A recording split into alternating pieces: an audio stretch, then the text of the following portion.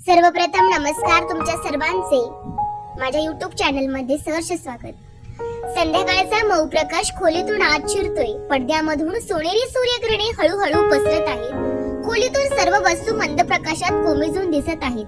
टेबलावरील जुनी bell, भिंतीवरचे calendar, खिडकीजवळ झुडपांची सावली देखील आपल्याला दिसत आहे. कोपऱ्यात तरुण मुलगा बसलेला आहे, हातात जुने फोटो धरलेला. चेहरा शांत पण डोळे आर्द्र. तो फोटो जवळ करून पाहतो आणि आईच्या स्मितावर नजर ठेवतो. बाहेरून पावसाचा आवाज अजून स्पष्ट येतो. मुलाचा कान पावसाकडे वळतो, डोळे मिटले आहे आणि आठवणींमध्ये तो हरवलेला आपल्याला दिसून येतोय.